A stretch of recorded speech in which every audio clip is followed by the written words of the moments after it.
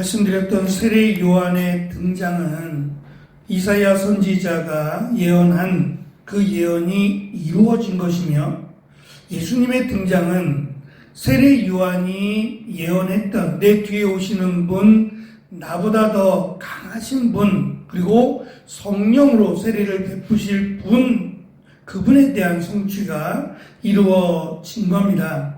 그런데 이 예수님께서 이제 처음으로 마가복음에 등장하시면서 이 소개를 마가복음 1장 9절에서 소개하는데, 이 소개에는 역설이라고 하는 파라독스라고 말하는데, 이 역설이 몇 가지 등장합니다. 첫째는 분명히 세례 요한은 내 뒤에 오시는 분, 그리고 강하신 분이 오셔서 성령으로 세례를 주실 것을 말했는데, 예수님은 세례를 주시는 분이 아니라 우리가 읽은 9절에는 세례를 받으신 분으로 지금 소개하고 있다는 점입니다.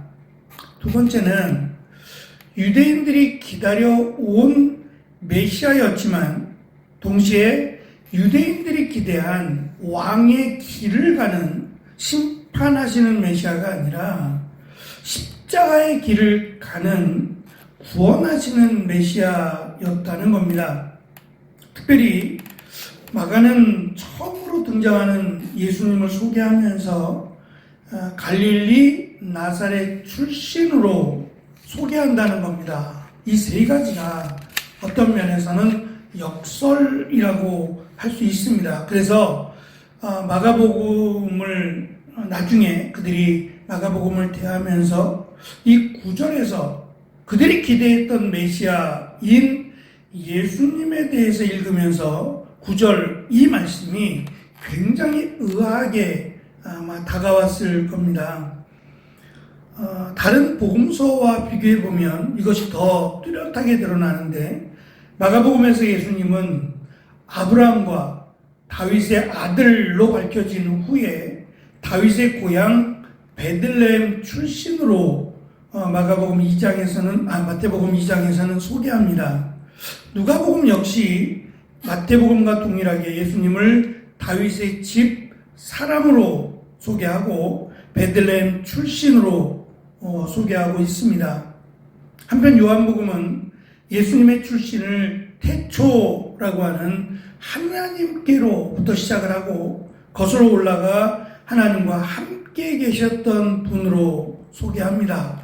여기에는 전혀 문제가 없어요. 마태복음이나 누가복음이나 요한복음에서 예수님의 등장과 함께 소개하는 이 내용에는 특별한 역설이라고 하는 것이 전혀 등장하지 않습니다.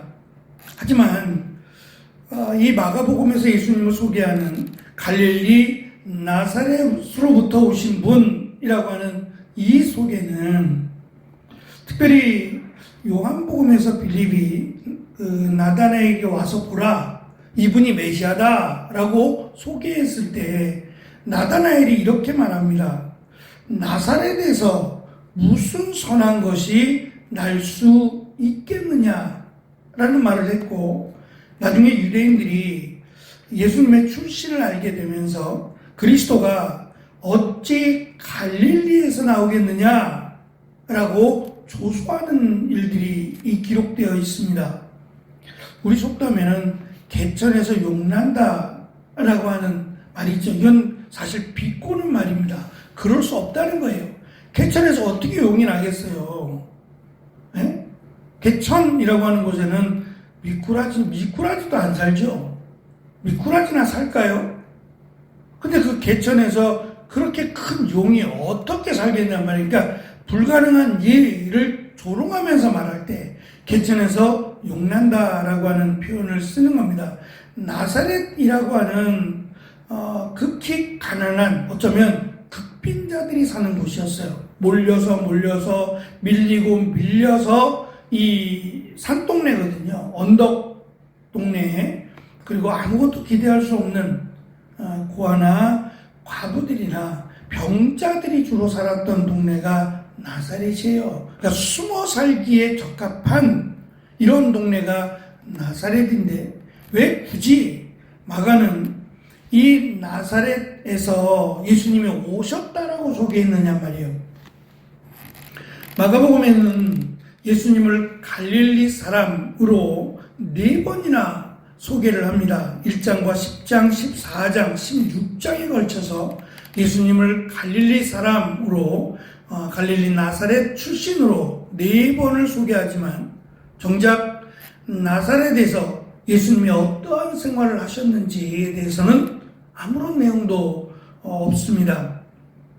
결국 이렇게 마태복음이나 누가복음이나 요한복음과 달리 마가복음에서 이례적으로 예수님을 갈릴리 나사렛 출신으로 소개한 이유는 뜻밖의 메시아 또는 예상치 못한 메시아, 다시 말하면 메시아라고 하는 그분이 그들이 기대했던 하늘로부터 마치 팡파레가 울려지고 천사들의 호의 가운데 등장하실 메시아가 아니라 낮고 천한 누구도 기대하지 않았던 바로 그곳으로부터 오신다라고 하는 것을 오히려 두드러지게 강조하기 위해서 갈릴리 나사렛 출신 그곳으로부터 메시아가 오셨다라고 틀린 말은 아니잖아요.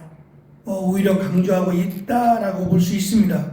또 한 가지 말씀드린 세례를 베푸실 분으로 오셔야 되는데 나중에 세례를 베풉니다. 성령으로 세례를 주시지만 오히려 예수님은 기대하지 않았던 세례 요한으로부터 세례를 받으셨어요.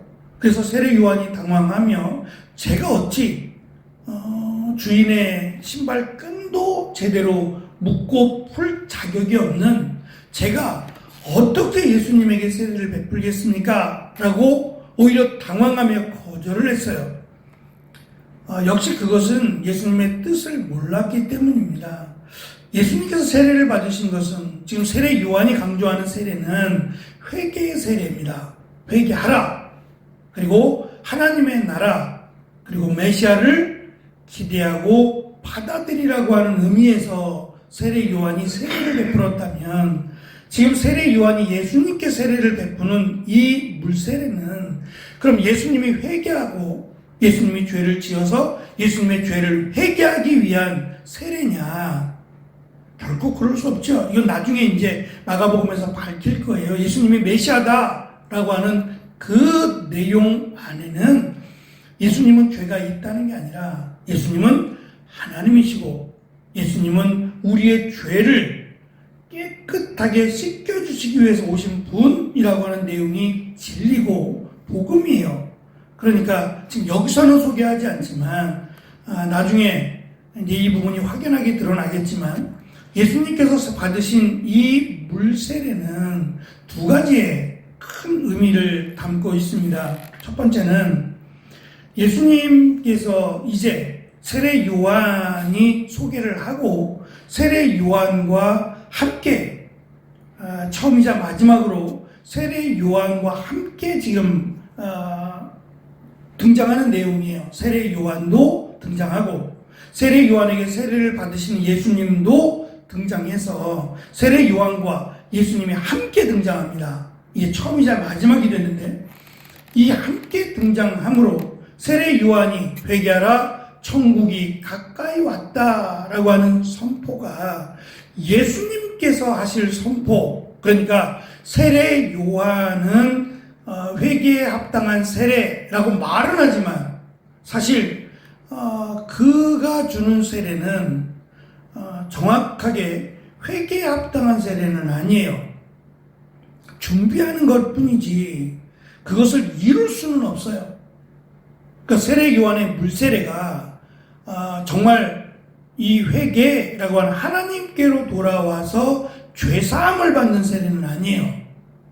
그러니까 불완전한 세례라는 거죠. 그런데 그것을 완성하실 분이 전혀 새로운 것이 아니라 세례 요한이 예언했던 회개하라 라고 하는 그것을 완벽하게 이루실 분이 예수님이라고 하는, 다시 말하면 세례 요한의 사역과 예수님의 사역을 같은 선상에 놓고 그 세례 요한의 시작이 예수님으로부터 완성된다라고 하는 것을 연결시켜주기 위해서 예수님이 죄가 있어서 세례를 받은 게 아니라 그것을 앞으로 행하실 분, 그래서 물세례도 주시고 또한 그 물세례를 받은 예수 그리스도를 믿는 자에게 성령 세례를 주실 것임을 지금 보여주시기 위해서 의도적으로 예수님이 세례를 받으셨다라고 볼 수 있고, 또 한 가지는 이제 예수님의 사역이 장차 그의 백성의 죄를 짊어지고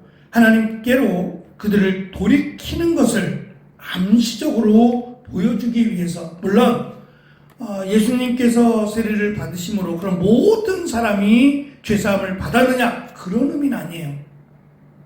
상징적으로 예수님의 사역이 말씀드린 것처럼 모든 사람을 심판하기 위해서 오신 것이 아니라 구원하기 위해서 오셨다는 거예요.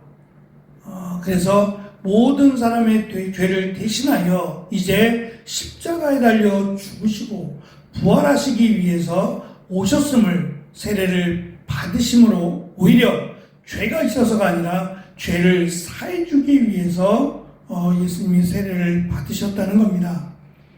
그래서 이 1장 9절에서 오히려 오신 메시아에 대한 역설을 마가복음이 강조하면서 너희가 기대하던 왕으로서의 길을 가는 그런 메시아가 아니라 십자가의 길을, 우리의 죄를 사하기 위해서 이 땅에 오셨고, 또 예수님이 너희들이 기대하던 그 하늘로부터 놀라운 광경 가운데 오시는 그런 막연한 메시아가 아니라 낮고 천한, 정말 소외되고 누구도 기대하지 않았던 저들을 구원하기 위해서 이 땅에 오신, 그래서 도저히 예수님 옆에 갈 수 없는 너무도 위대하신 분이라 세례 요한은 강하신 분이라고 소개하므로 예수님의 강하심을 강조해 왔지만, 실제로 예수님은 정말 낮고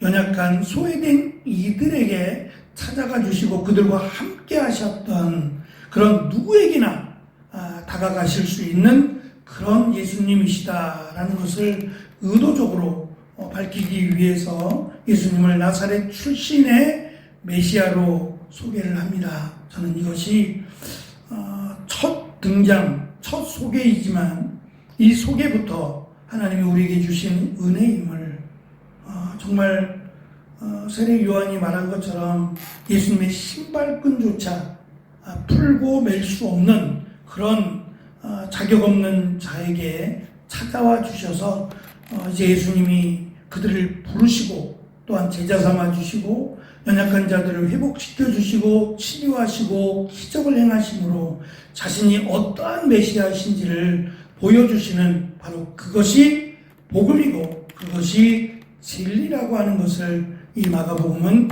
우리에게 강조합니다. 결국 하나님은 사랑이시다라고 하는 이 귀한 복음의 진리를 마가복음에 담습니다. 이렇게 낮고 천한 자들을 구원하시기 위해 예수님을 찾고 나오는 자들을 외면하지 않으시고 그들을 안아주시고 그들에게 은혜를 베푸시는 그 하나님이신 메시아이신 예수님을 이 마가복음은 우리에게 강조해 주고 있습니다. 그래서 마가복음을 통해서 그 예수님의 놀라운 은혜와 그분의 사랑을 우리가 느낄 수 있는 귀한 시간이 되어지기를 축원합니다. 기도하겠습니다.